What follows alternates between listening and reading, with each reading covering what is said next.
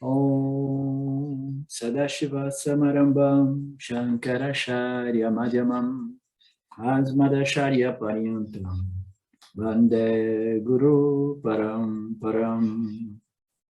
Vishvaro Guratmeti Murti Veda Vipagine Yom Abda Vyapta Dehaya Dakshinamurtaye Namaha Sarva Vedanta Sedanta Gocharam Tamagocharam Govindam Paramanandam Satguru Pranatoshmaham Om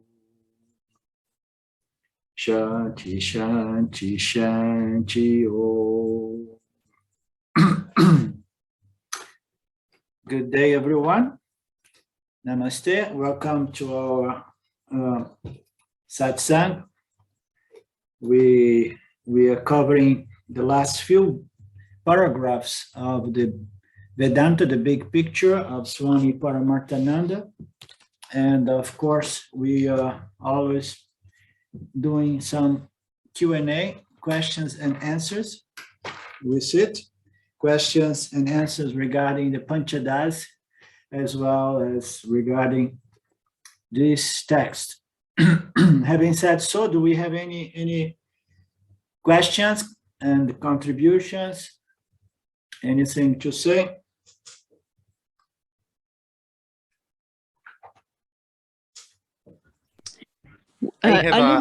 What page are we on? 64. Thank you. I have a little question about actually about the Bhagavad Gita, because I was reading it the other day and I was realizing that I was asking me, and I ask you if it's correct to think that at the end in the Bhagavad Gita, Krishna represents the self. It doesn't represent Ishvara. It's different, right? It represents the self. Yeah. Oh, it is correct? Because Ishvara, Maya Ishvara is other thing, we can say, more or less. Not totally maybe, but... Yeah. So all through Bhagavad Gita, Lord Krishna, he presents himself, he talks from the standpoint of sometimes Ishvara, sometimes the self-consciousness, Brahman, sometimes as Ishvara, and sometimes as Arjuna's friend, Arjuna's driver. You understand? Mm-hmm. So okay. Arjuna's, yeah. So it depends on the context. So towards the end, I believe he is more heavily on jnani yoga, and then often he speaks as Brahman. You understand? Sometimes he speaks as Ishvara, the Lord, and to explain Dhamma Yoga, and some other times just as a friend. Okay. Okay. You need to see the context to understand. Otherwise, you run into some confusion or contradiction. It's going to appear as if Krishna is contradicting himself. Mm-hmm. If you don't understand the context, if you don't look for the context to see where he's coming from. You understand? Okay.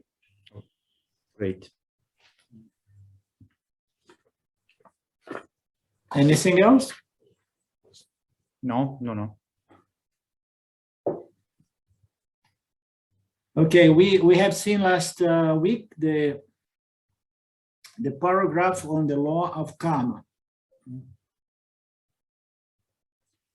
Before that, we were talking about moksha and the liberation while living, which is Jivan Mukta, and then the liberation after death, which is the concept Videha Mukta, and then karma. So Swamiji Swami Paramarthananda brings about this in this paragraph, not only liberation, in which way liberation stands in Mitya, I mean, as in which way karma, interacts with the Jima Mukta, Of course, karma is not going to interact with the Videha Mukta, because as Videha Mukta, it means there is no entity, but as a Jivan Mukta is liberation while still an entity.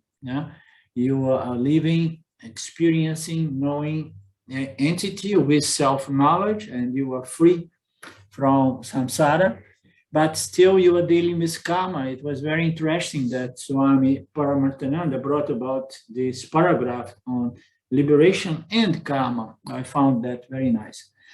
Then he talks about the liberation while in the body, and then he goes the liberation after leaving the body, and then now he's covering on the laws of karma.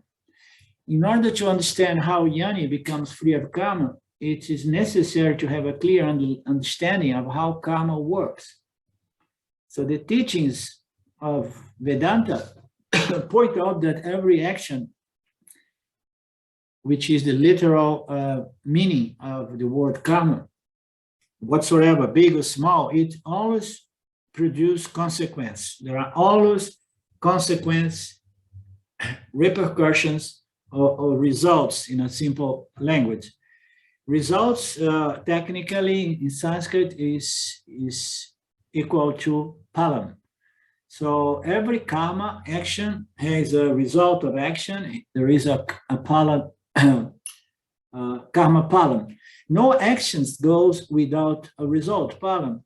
The karma phalam is divided into two kinds. So here he explains what is adrista phalam, which is the invisible or unseen results. And then he goes into the drista. The drista is the result that we clearly see, and it's so obvious, We do something, we say something, and immediately we see the results of that. You'll say like, oh my God, I shouldn't have said that. How many times you do that? Oh, I shouldn't have said that. But it's too late. It's already there in the field. And immediately we sense the results of that verbal action, for example. Right? So the visible actions are very easy to be identified, but the invisible, they are more difficult because they depend on many other factors. So there is you putting an action, a word, into the field, and then it's somehow, some of the visible results can be observed, but then there are things that are going to interact with the field and going to be suspended as sanchita karma until it somehow fructifies as our prarabdha karma, our life circumstance. And then you say, why did you treat me so bad like this today? And then someone is going to say, you remember in 1998, you have done this and that, and you said this and that, and now you are surprised that I'm giving you some of this, So you never know. Sometimes it takes a long time to fructify, not to say that sometimes, why you are doing that? Well, I came to know something that was kept from me for 30 years, but recently somehow it leaked, and I discovered that you did this and that. Sometimes it remains somehow hidden in the field until it surfaces, and then people get in trouble. We get in trouble. So the unseen results, they are not so easy to identify, but they manifest, and sometimes they do not really manifest clearly, connect with the original action of ours. Okay, we put it in the field, and then that action is going to feed into the soil, and from that soil that's going to receive more action and actions from other people around us. That soil is going to produce what? Our prarabdha karma, our life circumstance, which is a sum total a resultant of my actions, other people's actions, and actions from before, and then other actions that somehow go offsetting the previous. So it is a big equation. The big equation is what's going to bring about our prarabdha karma, which a lot of the time we don't even know where did it come from. You know, why I got all this punya working for me now. You understand? So, I mean, it's not possible, Lord, I don't deserve it. No, you deserve. It's just that you don't have the big picture. You have done, you know, more good actions than not. And now it is fructifying. So you have done so much effort in the past to be a better person and to be a fair and dynamic person. And now look at your mind. Your mind is more sattvic, more clear. You understand? So the adrista, phalam, it's not easily identified, but we know how things work because we had the merit to come into contact with these teachings. We know that there is no action that does not produce a result, okay, or a consequence, or a phalam, you know? And even if it's not very evident, this understanding of the big picture allows us to say, okay, this is my punya, being delivered to me, and the Lord, the karma paladata, the Lord is delivering my punya now. Oh, now there is some problem, so it's my papa. I take it as well as the punya. So we don't need to really go crazy trying to connect everything that's happening to us. So what have I done in the past? You understand? Because it is numberless actions, you know, so many words and deeds that we do that are going to preparing the ground for our punya papa, you know, surface as our prarabdha karma, okay? The result can be good, can be bad. As we have seen, the scriptures prescribe actions that result in punya and warn against action that produces papam.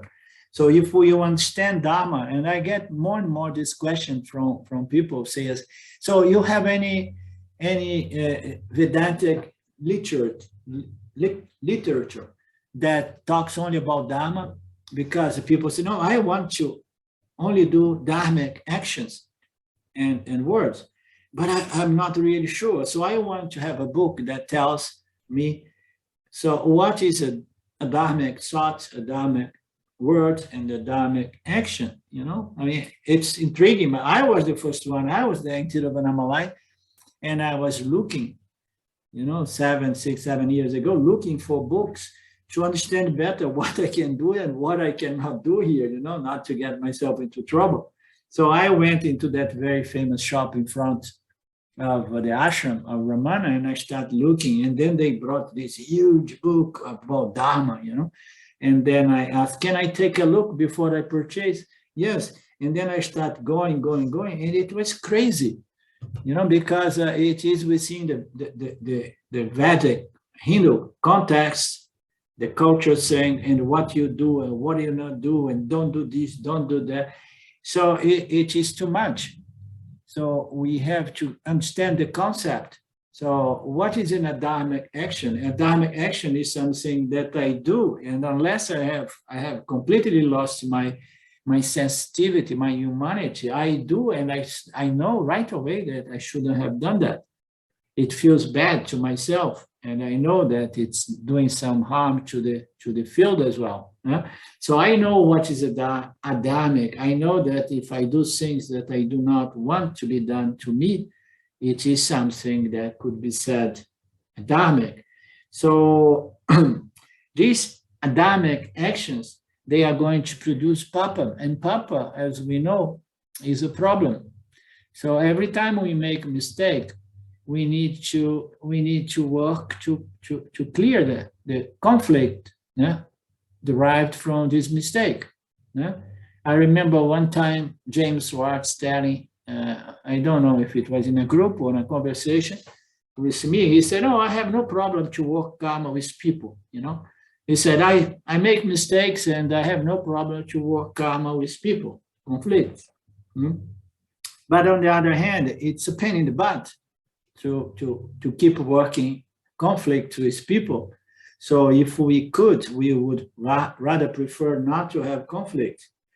Conflicts are not really impossible, are not really possible to be avoided, because sometimes you get in trouble with other people without doing anything. Have you had that experience? So I had one recently. I haven't done anything and I got in trouble with someone. You understand? So, but generally speaking, what we do, it may cause conflict, meaning to say it may cause papam, or it may cause, a smooth kind of atmosphere around us in which the mind does not need to deal with what? Problems. Conflicting karmas is problems to resolve again and again, and sometimes without doing anything, you have to be dealing with conflicts. I'm having a conflict here because I bought a lot, and then I'm not going to the detail, but the person is changing her mind and this and that, and I don't want conflict, but I either say, okay, get away with whatsoever you want, or I say, no, I'm sorry, I cannot allow you to get away with it, and then I am in the field of conflict. You understand? Sometimes it just comes. Huh? But anyhow, we have a certain degree of control there. Our actions, they count, and the scriptures prescribe good actions, dharmic actions, sattvic actions, because they generally speaking, they produce more punyam. And punyam is a nice mental atmosphere on which we can better do our self-inquiry, our self-investigation, following the logic of the scriptures. No? Some actions may be favorable from the standpoint of drista phalam, the visible level, but may be unfavorable for the standpoint of adrista phalam, long-term result.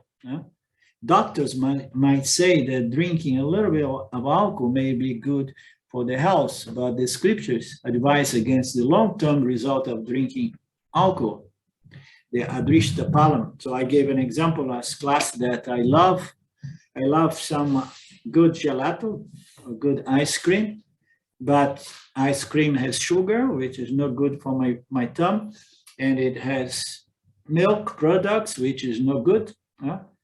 But I may, here and there, have a little bit, and then I have to enjoy the short-term results, which is the drista. But the adrista phalam, it's not really invisible because I know it's going to come. But I say, okay, I'm going to do it, and I'm going to pay the price 2 days or a day later on. So you never know. But and a lot of the times we do for the short-term gratification without realizing that there is a long-term price to pay. So drista and adrista phalam. Therefore, the scriptures suggest a holistic lifestyle that takes into account both the short-term results and the long-term results. And of course, we are not Ishvara. We don't have this computer like all-knowing mind, to make all the calculations to know, no, this is perfect.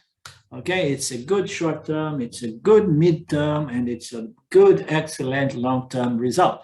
So no, we are not machines, we are not perfect, but generally speaking, we want to do actions that are going to offer results on the short, mid, and long term.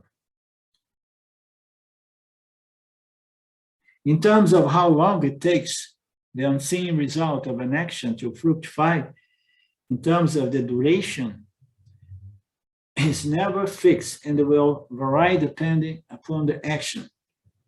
Yeah, we don't know. So, and it's so nice that we do not need to know. So Ishvara knows all of that for us. We can relax. We just do our best. And if it comes some papa, we do not need to ask ourselves, oh, why me? And when it's gonna go? We don't need to do that, because we have no way, as I say, this karmic equation of life, it is known by Ishvara, is the most complex equation. And we have no means to know the duration and the timing it comes and goes. But it's related to our actions. That's depend upon the nature of our actions, for sure. Some types of punyam and papam fructify almost immediately, and others take much longer. So why? Why it takes much longer? So only the Lord knows. Only Ishvara knows. One seed may sprout and become a tree very quickly, whereas other seeds grow at a much slower rate. And I'm always intrigued now that I have a vegetable garden. I say, why this plant is not moving and the other one is really growing. So, I mean, if I look at the seed, they look the same. So, but there is an intelligence in the seed, that is going to make it develop in a different rate. No? So Ishvara knows all of that for us. We just need to embrace whatsoever comes with the Karma attitude, knowing that Ishvara is all-knowing, and everything is designed either for my peace of mind, and it's better to use it for the highest possible purpose. If I have punya, I have a clearer mind. I use it for my self-inquiry, for my vichara. Yeah? So, and whenever there is some papam, I take it with the good attitude that it's good to pay some debts. It's good to exhaust some papas as well. If I'm receiving these, it needs to be somehow exhausted, experienced, for the sake of my own elevation. When a person dies, there are many karmas yet to fructify, which remain in seed potential in the causal body as sanchitas. At the time of death, only the gross body is lost. The subtle and the causal bodies live on. In that nucleus, called the individual soul, are embedded all the unfructified yet karmas. It is these unresolved, unfructified karmas that generate the need for another physical body in which they can be worked out. So this is very simple. We know every action produces a result of action. And unless the jiva got this self-knowledge, and then he's no longer identified with its actions as the doer of the action, the owner of the results of actions as well, the doer of the actions and the enjoyer of the result. If he is no longer identified, and then chances are that his sanchitas, they get burned as well, okay? But otherwise, he may even have to come back after self-recognition. Why? Because there are a lot of karmas that did not fructify, and the Lord is going to decide, no, this guy needs to come back because there are some unresolved karmas that need fructification for the sake of the very individual soul, although it got red self-recognition. So when we die, we have this long list of actions, words and deeds that we put in the system that somehow are suspended. If I was for a long time no longer identified as the doer of the action, and then chances are that my sanchita has already mostly exhausted as parabada, and then I may be free from having to come back. But as I said, depending on how many actions we do, so what Ishvara is going to do with all those results of actions, so all those karma phalas. Now, it's there, it's in the system, it's suspended there, and Ishvara is going to look at the situation and say, so this guy needs another round, otherwise what am I going to do with all this balance, So I have to get it this balance and then distribute to other souls. It could be a solution as well.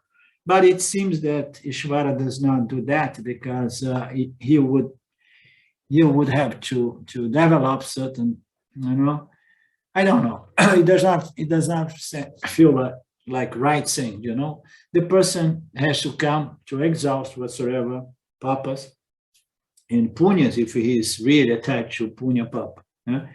So, but it's a common sense, it's a common understanding that we do actions and then the music stops. We have that game of chairs, the music stops, and then if you are out and you don't have a chair, if you don't have a body to carry on exhausting its karmas, so you need to have another one. So this unresolved karma palace, or this unfructified karma palace, will generate the need for another physical body in which those karmas can be worked out. There can be no interaction with the world without a physical body, which is why there is a cycle of a constant rebirth driven by unresolved karmas. Okay, so it's very clear, this passage. There can be no interaction with the world without a physical instrument of interaction. So the Jiva-Atma manifests through the body-mind complex, only then it is a working entity. Working what? Working its karmas, working its vasanas. So life is a constant work process, processing karma, processing vasanas, purifying, growing, resolving, getting wiser, and so on. So there is no way we can do this work without an instrument of experience / actions and knowledge. So therefore, we need a physical body to come back and keep processing our vasanas, our karmas, because that seems to be the very purpose of this manifestation. And that's why there is a cycle of constant rebirth driven by these unresolved karmas. Rebirth is the subtle body and the causal body getting associated with another physical body, which depends upon unfructified karma. So the same concept. I still have a lot on my karmic account, so there is no way I cannot bribe Ishwara. No, I have to come back here to clear my account, and then I can be exempted of coming back. While in this new body, various pleasures and pains are going to be experienced, and the jiva acquires yet more punya and papam, much of which remains unfructified at death, and it goes on. Because when we come with our load, our bag full of vasanas, full of punya papas, full of our tendencies, our vasana. So we come with that load, and then as soon as we develop this famous Mr. Ego, Mrs. Ego, which is the sense I am, I exist, and I am doing things here with certain purpose, of getting satisfaction and so on.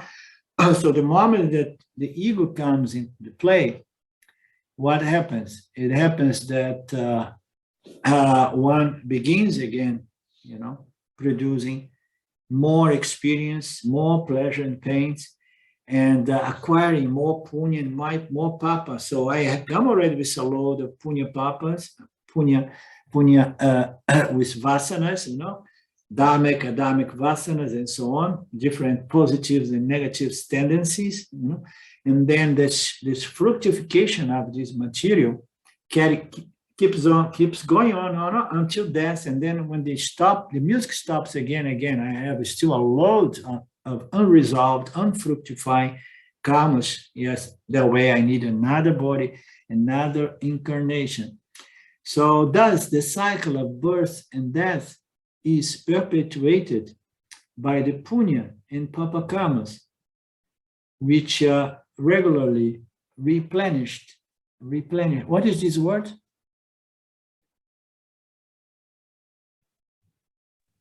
It's almost like refilled. Like if a bottle of water is half full, I replenish it by filling it up with water. Understood. Okay, it's refilled. So our load is is always refilled, because as we come, we begin exhausting, but in the meanwhile, we are refilling. No? So this seems to be the very game of life. It is wrong to think that God determines the type of birth and death the individual experience. Both are determined by karmas acquired by the jiva itself. So this is a very beautiful concept. And it is a concept that Swami Paramarthananda often emphasizes, okay? We cannot say that I am not the doer, I'm not the receiver, I'm not the experiencer of the results of my actions, of my doings. And Ishvara is the Lord. It's all about the Lord, and the Lord is going to produce my vasanas, provide me with my vasanas, my actions, my thinking process. So it's all Ishvara. Huh? So it's wrong to think that only Ishvara is responsible for your destiny. That only Ishvara determines what kind of body and circumstance, what kind of merits and demerits you're going to have in the next birth.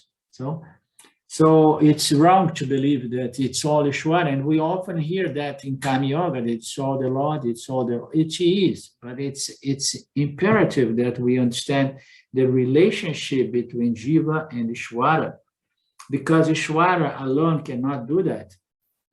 Ishvara is there waiting for our actions, for our attitudes, and then he's going to again and again process all this material and give back to us our dividends, what is coming. Sometimes with financial investments, we make money, sometimes we lose, sometimes there are no dividends, sometimes dividends are positive, sometimes dividends are negative. So Ishvara is doing that. Yes, it's doing that, but it's doing that based on what the Jiva is doing with its life, isn't it? Ishvara is doing, but it's doing based on what the Jiva is doing with its life. So who is determining my next birth and the quality of my next life, if one comes back? It's a combination of the Jiva, which is fundamentally is the most important factor. Understand? We say Jiva is not the doer, but at the same time we have to say the doings of the Jiva is the most important factor in determining its future mental, emotional condition. Understand? The details of one's prarabdha karmas we cannot know, but we know that our actions absolutely directly connect with our mental, emotional, intellectual condition in the near future. You understand? So we know that there is this connection, that it is irrefutable. So who is giving that circumstance, that punya papa to us? Is Ishvara? No, Ishvara is the system. Ishvara is the system, this intelligent system that processes our inputs and gives back to us the results of what we deserve, right? So in the end, we have to put most of the responsibilities to the Jiva in regards to its future prarabdha karmas. Why we say that everything is Ishvara is just to offset the ego of the Jiva that at certain point develops the sense of I am the doer and I can control my destiny. Because if the ego believes that I am the guy, I am the doer, I am the go-getter, I am the goal manifester, okay? If you develop these infantile ideas, so the ego is never going to be able to develop a proper spiritual mental condition because it has ignored Ishvara. Because Ishvara is the totality of all factors. Although the actions of the Jiva counts the most, but still there are so many other factors The sum total of all factors is another name given to Ishvara, the Lord. It's said, it's called Daivan. Daivan is the total, the totality of all factors contributing for our Prarabdha karma. Right? So when the ego is like, so no, this thing about Ishvara, God, is old-fashioned. I don't need that.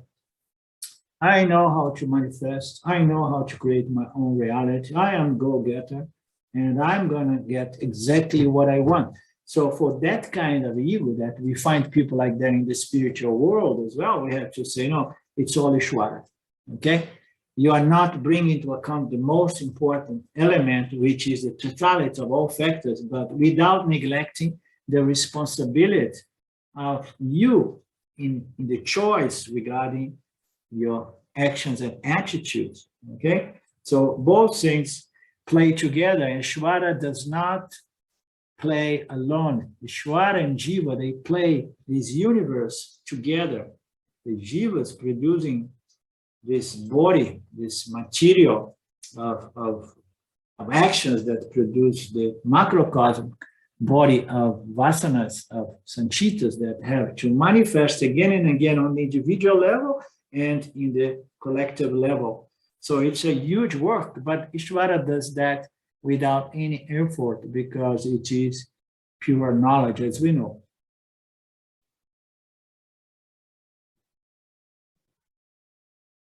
This cycle, which originates in beginningless time, can only be broken by self-knowledge, jnani. This is the law of karma, which is one of the most important aspects of the Vedic teachings. So I would say it's one of the most important aspects of the Vedanta teachings, because without understanding the law of karma, understand, it's very difficult to develop the purity, you know, of mind necessary for self-knowledge, for jnana. So we need to understand karma. We need to understand which way actions produce consequence, repercussions, results, and which way the quality of those results are going to facilitate or obstruct my spiritual elevation.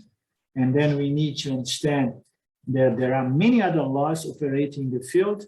We need to understand that this is a creation, which implies a creator. And then I understand my life, I understand the laws, I understand the Dharma field, and I develop a sense of gratitude, of reverence to the Lord. And I own my responsibility, and I make sure that I become a better person as far as doing and experiencing. And in the process called Karma Yoga, I develop the qualifications which are necessary for self-inquiry and self-knowledge. So how to break off, how to break away from this cycle of reincarnation, which is known as samsara, this self-reinforced cycle, of life, and old age, disease, death, and then reincarnation again. So it begins from before end of times, because it's beginningless, and but it comes to end by the means of self-knowledge, which is jnana. So how can self-knowledge put an end to this? So how can self-knowledge put an end to something that is so powerful, which is the very law of causality, that is actions and results, actions, cause and effect, cause and effect. How can self-knowledge put an end to this beginningless cycle of life, death, and reincarnation? Can any of you tell me how is that possible? How jnana can be so powerful to break samsara, to free us from samsara? Let me close the window because it's raining hard here.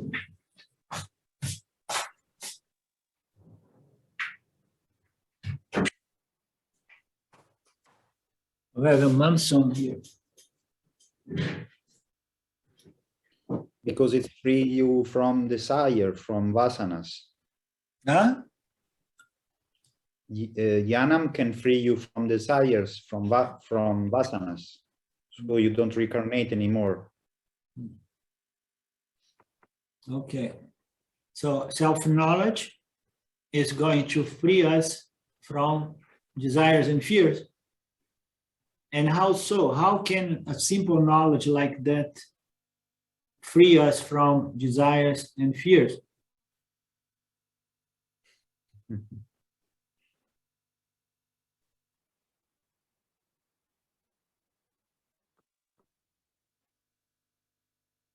When you lose your ignorance and when you lose your ignorance, you're the self. And so the self has no birth. It's unborn and eternal. So how could one, I mean, the physical body stays and gets recycled, etc. The subtle body merges with the macrocosmic, subtle, causal as well. But you're not a part of that anymore because you're a sangha. You're without connection, without contact with all that, whatever Ishwara wants to play with, you know, you're out of the picture. If there's, and I understand the pronoun you is difficult, but you know, you're the self. So very, very excellent answer, Aline. Yeah, so this is the absolute, yeah. When jnana comes, the jnana is a certain knowledge in respect to our true identity, nature. And then once you know that you are limitless free consciousness and you are akarta, you don't do anything, and then the problem is solved. So how can something which is beyond time, space, actions, and its results be caught up into something? What gets us into samsara is our ignorance, as Lynn said. Once you remove your ignorance, and then not only you remove those desires and aversions, but you are properly established in consciousness as consciousness, and consciousness does not do any karma. Karma belongs to the jiva identified with the experience knowing entity who does things to enjoy results or suffer results. So Lynn has answered that to the very root of the problem. As the self, we don't do anything, therefore there is no question of karma.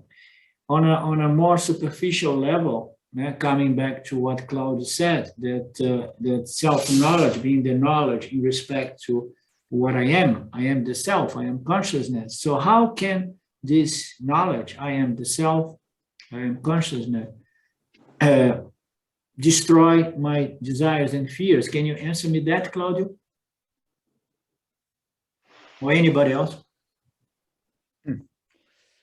Because we're no longer chasing happiness in the outside world, because we realize the happiness is within ourselves. So we're not creating actions. We have no desire for anything. We have no fear of anything because we know that we're immortal and we were never born, and that's the process. So basically, yeah, by that taking away the desire through knowing that there's nothing to desire, because everything that we desire, we are truly. Yeah, very well, excellent answer. So we understand the nature of ignorance. Ignorance in respect to what we are makes us to believe what we are not, the body-mind complex, which is an instrument for experience and knowledge. And so we need to remove that ignorance. So the ignorance compels us to identify with our thoughts, thoughts for gaining things or avoiding things. The moment that we properly identify with what we really are, And that identification with what we really are is only possible to the degree that I no longer identify with my secondary apparent nature. The moment that there is a shift of identification, and then we know, as Lynn said, that we are consciousness and we don't do anything, therefore karma does not apply to us. But also, we understand that we are Purna. So self-knowledge is the knowledge that tells me I am free, limitless consciousness. And we need to understand this word limitless. Limitless is Purna. I am full, whole, and complete. Full, whole, and complete means there is nothing that can be added to me because I am the mirror of consciousness and the whole universe is just a reflection occurring in me. So understand self-knowledge is a knowledge. I am consciousness, but most important, I am Purna. I am non-dual. I am one without a second. I am the only reality. There is only me and me alone. You understand? So to the degree that this knowledge is more clear, and then what happens to those residual pieces, bits and pieces of ignorance that tells, yes, but I also want this in the world. I want all those remaining desires for things, they gradually but surely they dissolve, they die off. You understand? Why? Because you understood that I am Purna, I am whole, complete, because it's only me here, right? So it's going to burn the desires to the degree that we analyze our experience, and then we understand who we are, and we understand that the objects do not have any intrinsic value. The values are projections, more projections done by the Jiva Atma, and then the projections begin diminishing, the desires diminish, and then the fear diminish because you know that nothing can touch you as consciousness. And then you understand that I am whole and complete. And then what happens to those voice, those energy that says, yes, but go and get that one, and you will see. You're going to even add up a little bit more Purna to your Purna.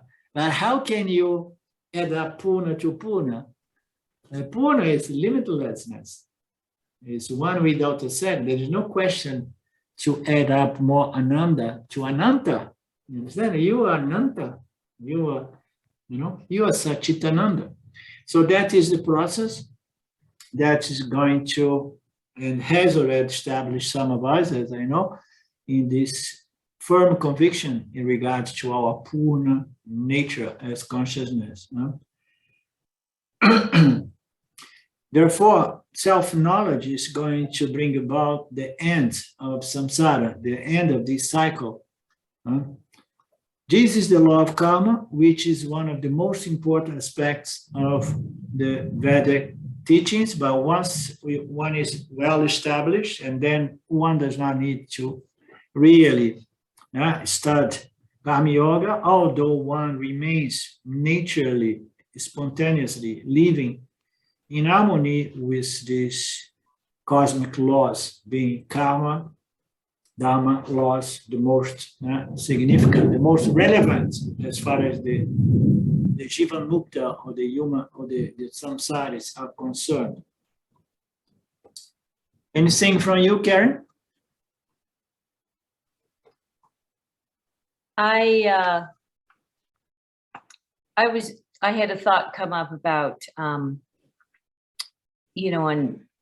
as the jiva living your life, learning from experience how to live with more wisdom, and learn the limitlessness that way. It's a different way of looking at it, I guess.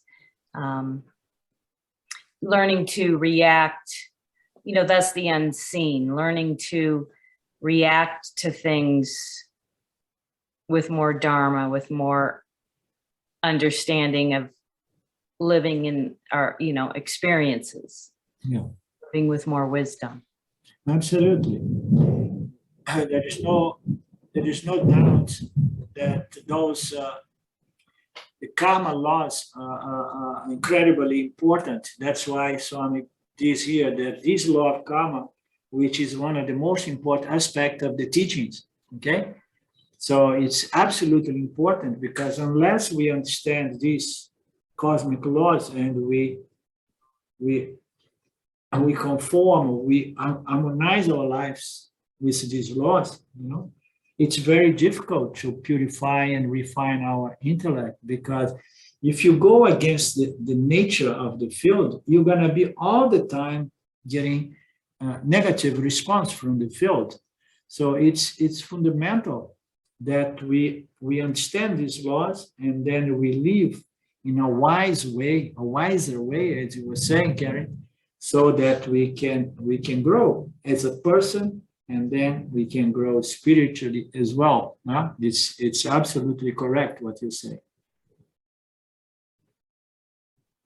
Orlando, I do have I hate to bring it down from the heights to a more practical level, but in this partnership between the jiva, between Ishvara and its jiva in creating the karmic field,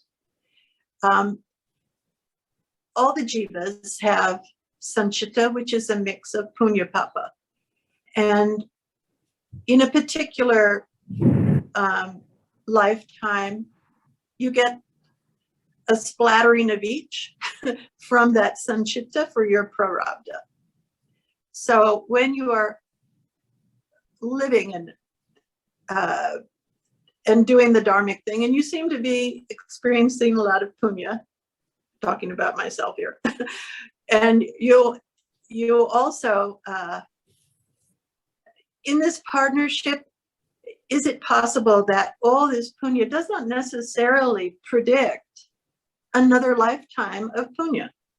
No matter how much you contribute, you still have that large bank account of sanchita from innumerable lifetimes. So a person could get sent back as a bunny, if depending upon what the field required. Is that the case? That the field at some point has the control, at all points, has the controlling hand in what manifests? Okay, let's see. Can you hear? Mhm.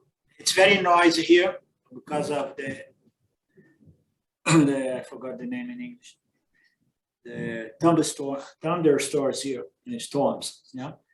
And I'm not sure, some pieces I missed, but I think I understood more or less the concept. You say like someone is enjoying a lot of punya, as a result of a righteous and dharmic lifestyle, conduct, living and observing, learning from our experience, from our mistakes, and then becoming more and more dharma oriented and so on. And then one gets more and more punya.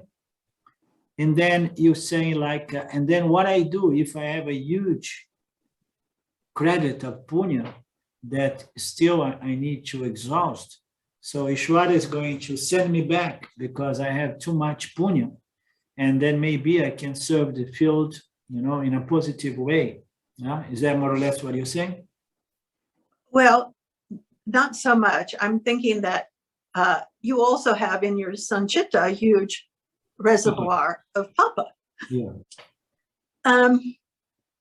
So I was just saying that I think Ishvara has control of what kind of prarabdha gets manifested from the sanchita, and a dharmic life might make that sanchita a little more the punya like, but it also, if the field needed it, you might have a different mix in a future lifetime that wasn't so, sanguine, not so, comfortable. Anything is possible. So we don't have the we don't have the all-knowing mind of Ishvara, but generally speaking, once we come to the end of our spiritual process, you know, getting contact with the Upanishads and doing self-inquiry and coming to understand our true nature, you know, this is somehow the ultimate punya by itself, you understand, and it is conducive to self-knowledge. So the jnani, he does not mind small little discomforts in life, right? So the small bits and pieces of discomforts in one's life, okay? So it's okay. He got already the ultimate punya. So what I want to say is like the punya and the papa that unfolds as we live our life are no longer a concern to the jnani, because he is no longer identified as the doer and the experiencer of the result. So the experience of the results it's whatsoever Sanchita is manifesting, because as you were pointing out, there may be some actions that go back to life, past lives, you understand? But the jnani is the one who has a clear understanding of what is Ishvara system, the process, the karmic process unfolding. And he knows who he is. He knows that in truth, everything belongs to Ishvara, okay? And he can say that without any problem, because he understood that he's Satya. He knows that this is all is Mithya. And this identification, not only as the doer, but as the receiver of the results, is going to insulate the jnani from really experiencing its punya papas. And then the experience of punya papa does not add to the refill bag of more and more punya papas, you understand? Because it goes into our account only to the degrees that we identify as the bhokta. You remember the artha, the karta, the doer of actions is one aspect of our identity as a jiva, and then the receiver of the results, the bhokta. So if your identity as the jiva broke, you are not only you broke off away from your identity as the doer, but as the receiver. When it comes, you don't feel like, oh, it's my punya, it is my papa, you understand? You just see everything from consciousness as consciousness. This is just the process of the individual soul, but I was never the individual soul. I had always been consciousness shining in the mind of this individual soul. So this is what I want to share with you in regards to the jnani is no longer concerned about the mixture of punya papa and what it's going to mean in respect to possible future incarnations or lives. So if we come back, we leave it to Ishvara, and if we come back after self-knowledge, we come back just as a jnani that is going to somehow serve the field in a positive manner. And if we come back, it's because Ishvara believes that we need to come back, even if we have to go through some old papas that we never know. But who cares? You are not your punya, you are not your papas, you are not your vasanas. And that knowledge remains. Even if sometimes with a new body, it may take 5, 10, 20, 30 years to become clear again in your conscious mind, but it's there in the causal mind. Understand? I don't know if I address your point. Okay. Anything else?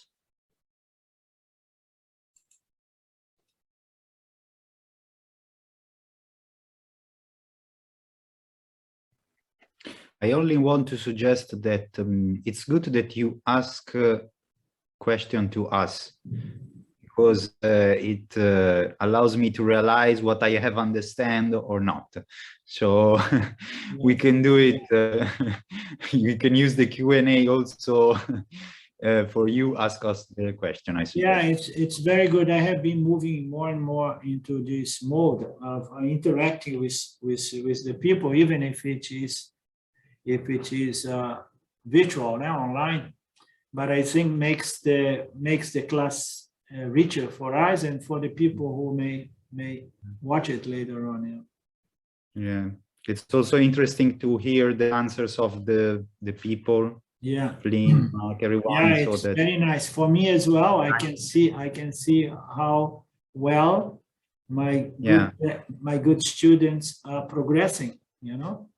Yeah, to see the answer of Lynn, for example, it was very gratifying. I say, wow, direct to the point there. Yeah, very nice.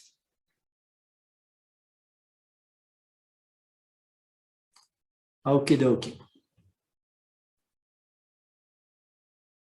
Om Purnamada Purnamidam Purnamudachyate Purnasya Purnamadaya Purnamevavashishate. Om Shanti Shanti Shanti. Thank you, Lord. Thank you, my good friends. Elizabeth, I'm so happy to see you again with your beautiful smile and laughter. Thank you. I was happy to be here. Wonderful. And see you all again. Okay, Thank you. nice. Be our guest. Show up every time you feel inclined. Okay, I will. Thank you. Okay. Ciao, All ciao. the best. Ciao, ciao. Bye-bye. Namaste, everyone. Yeah. Ciao, Karen. Oh, my dear.